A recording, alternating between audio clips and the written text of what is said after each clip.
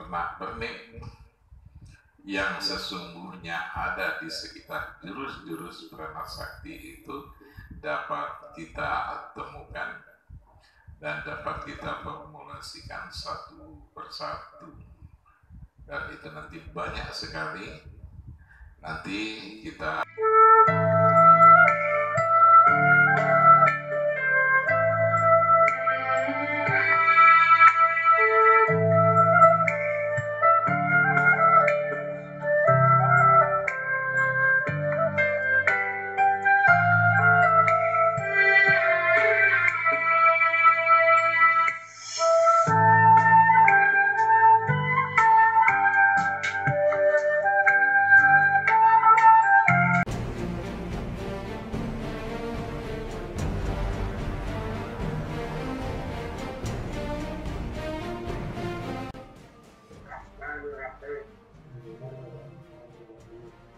apapun yang terjadi sampai saya mati, saya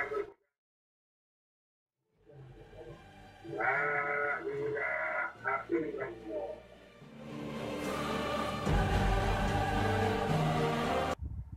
Assalamualaikum warahmatullahi wabarakatuh.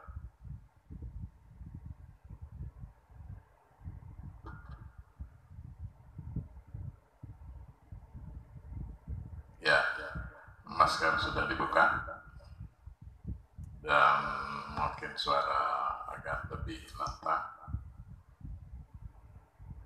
Pada hari sekitar pukul 13, pukul 1 siang, baru selesai melaksanakan sholat zuhur. Tadi pagi Bang Z selaku guru besar Pranasakti telah meninggalkan Lampung menuju kembali ke Jakarta. Beliau datang kemarin sore dan tadi malam dilaksanakan pelatihan massal bersamaan dengan pelantikan bagi anggota-anggota baru. Alhamdulillah kemarin sore kami berkumpul bersama Bang dan tadi pagi kembali berkumpul untuk saling tukar informasi dan saling melepas kangen. Karena kesehatan saya agak terganggu tadi malam, saya tidak bisa hadir. Alhamdulillah pagi harinya sambil melepas beliau meninggalkan tempat kembali ke Yogyakarta, alhamdulillah saya berkesempatan untuk hadir, dan dalam kesempatan itu tentu saja kami ngobrol-ngobrol, dan obrolan itu saya buka dengan melaporkan kepada beliau bahwa saya memohon maaf kepada beliau karena di dalam menulis tentang Pranasakti dan pembuatan YouTube, karena banyak kesibukan yang lain serta keterbatasan yang mampu saya lakukan, sehingga belum banyak yang bisa saya lakukan, dan bahkan saya melompat-lompat jauh, dan banyak hal sebetulnya yang harus dibicarakan tetapi tidak saya bicarakan. Di samping itu juga tentu adalah karena keterbatasan pengetahuan yang saya miliki. Saya mohon maaf kepada Bang Jen menggunakan istilah revolusi sekedar untuk memudahkan bahwa ada langkah-langkah penting yang telah dilaksanakan oleh Bang Aswan, dan langkah penting itu saya beri istilah revolusi, dan langkah penting itu ada beberapa langkah sebetulnya, sehingga kemungkinan juga ada beberapa revolusi. Membatasi pembicaraan itu menjadi 2 revolusi saja dahulu, dan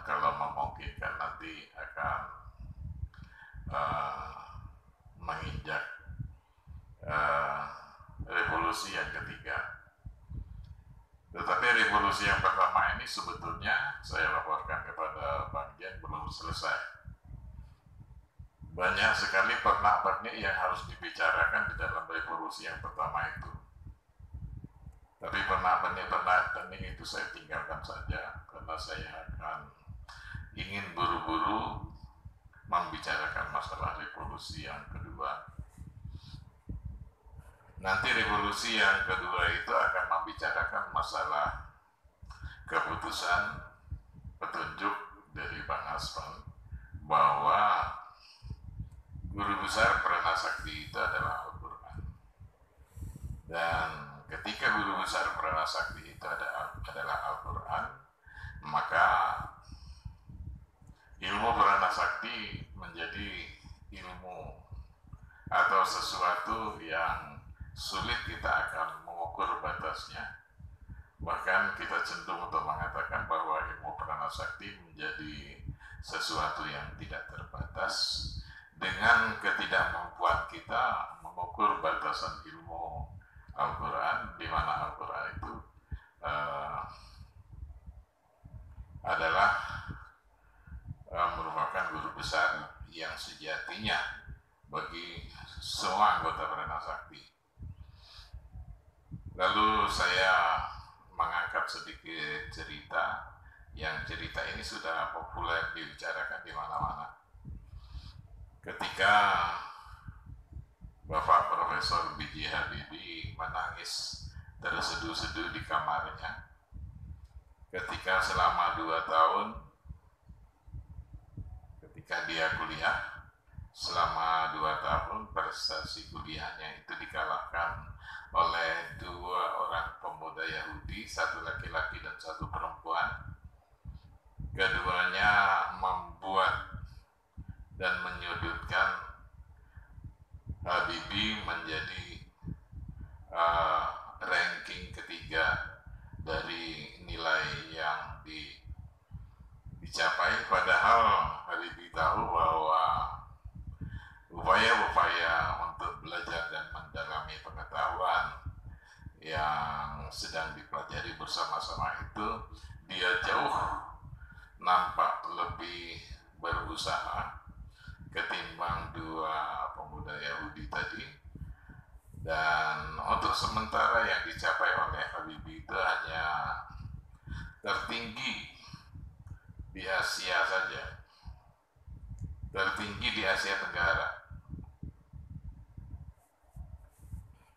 Itu yang dicapai, sedangkan untuk secara keseluruhan mahasiswa pada saat itu ranking tertinggi diraih oleh 2 orang Yahudi.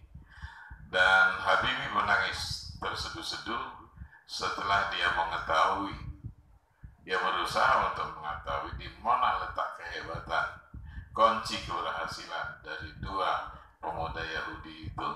Ternyata setelah dia tahu bahwa berdasarkan keterangan langsung dari 2 mahasiswa yang mengungguli nilai Habibie itu mengaku bahwa untuk mencapai nilai yang bagus di dalam belajar, kata mahasiswa Yahudi itu, bahwa mereka berdua setiap sepertiga terakhir malam, setiap malam mereka bangun membersihkan badan, sesudah itu membaca Al-Quran.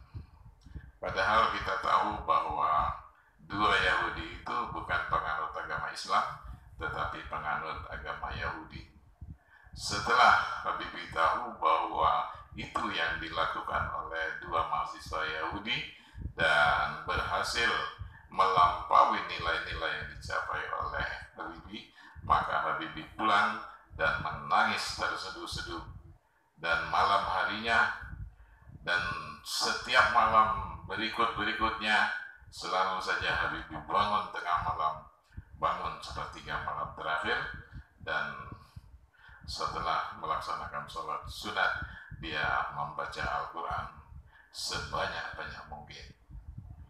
Dengan demikian maka tahun-tahun berikutnya Habibie unggul di dalam mencapai nilai-nilai terbaik pada saat itu jauh melampaui nilai-nilai yang diraih oleh dua pemuda Yahudi itu, karena walaupun dua Yahudi itu membaca Al-Quran setiap malam, tetapi mereka berdua tidak mengimani Al-Quran, sedangkan Habibie mengimani Al-Quran. Al-Quran yang diimani oleh Habibie itu adalah juga Al-Quran yang kita imani, dan bahkan bagi anggota Pranasakti Al-Quran itu adalah merupakan guru besar. Itu yang ingin saya ceritakan pada saat itu, dan nampak sekali setelah saya menyampaikan itu, Bang Zen sudah tidak sabaran lagi untuk bergantian berbicara dengan saya. Kata Bang Zen, kalau kamu sekarang meninggalkan pernak-pernik yang banyak itu karena akan mengejar membicarakan Al-Quran, saya paham, katanya, karena justru pernak-pernik itulah sebetulnya yang saya kejar. Ingin berbicara dan berdialog dengan anggota Pranasakti, membicarakan pernak-pernik yang disebut tadi itu, bahwa pernak-pernik itu menurut Bang Jen harus dipahami dengan beberapa tahap.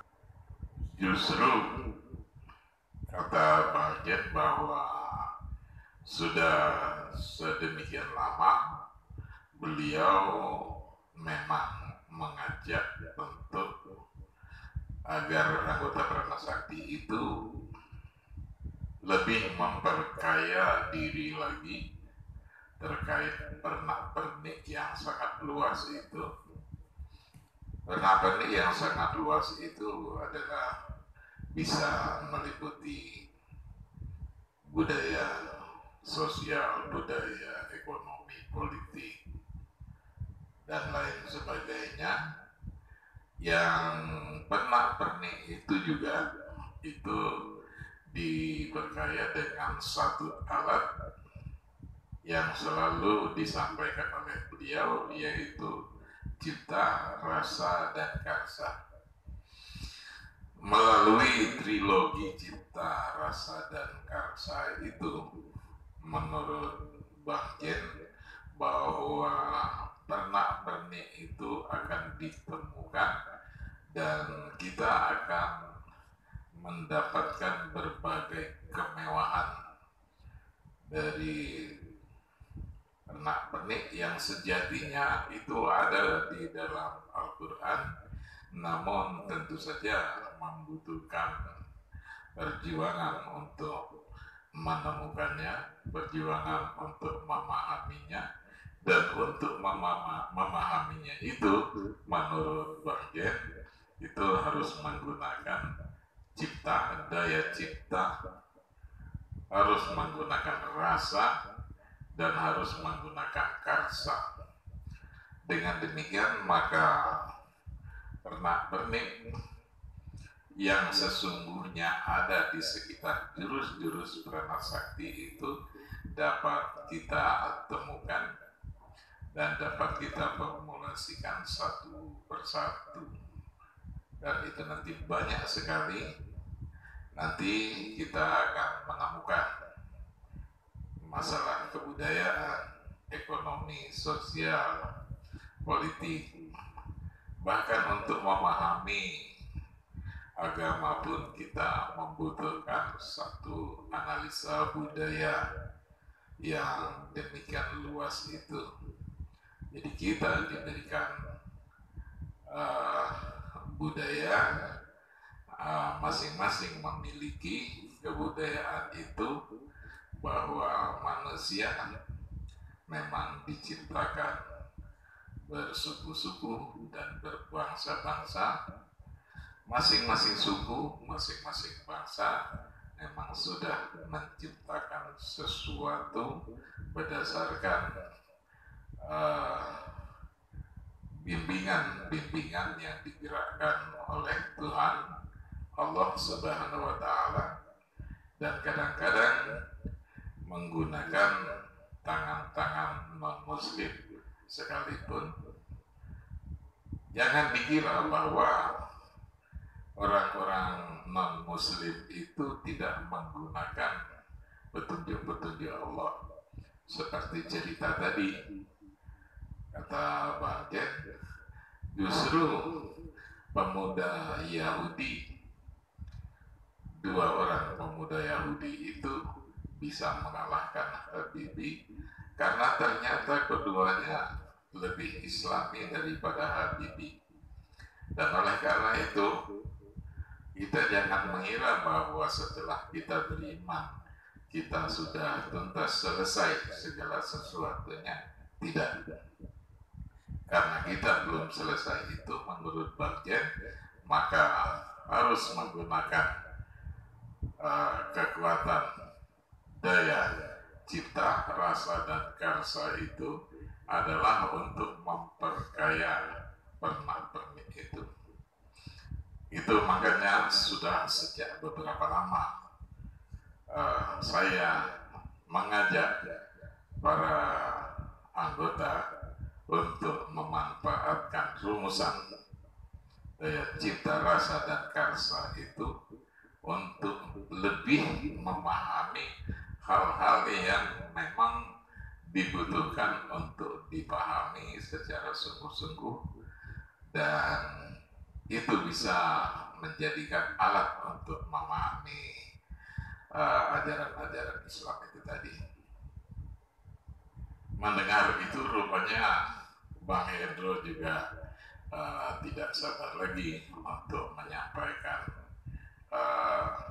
sesuatu yang memang sering dibicarakan oleh almarhum Bang Asman dahulu.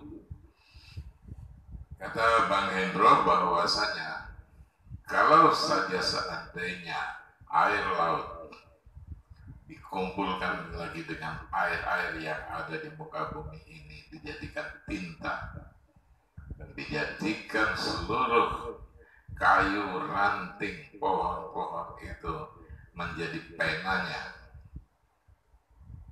sudah habis air di laut dan sudah habis ranting kayu dan ranting pohon, kayu dan ranting itu sudah habis dipakai, dan seluruh daun-daun di muka bumi ini dijadikan kertasnya, sudah habis dipakai.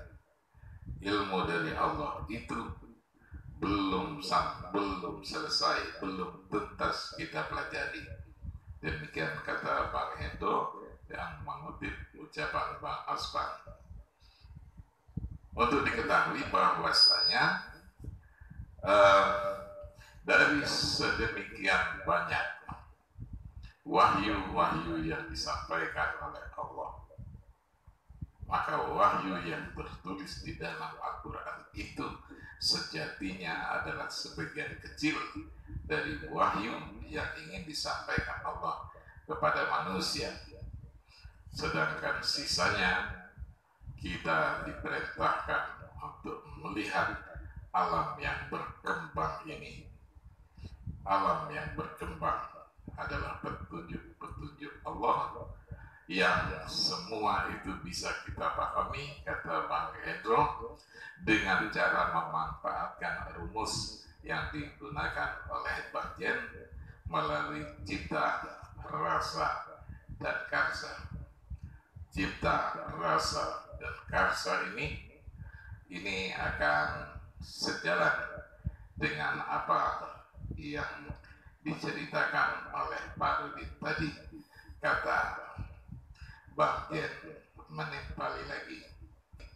Demikian perbicaraan kami tadi pagi, dan karena buru-buru akan berangkat ke bandara, berhenti Bandar Lampung, maka perbicaraan itu wabillahi taufiq wal hidayah. Assalamualaikum warahmatullahi wabarakatuh.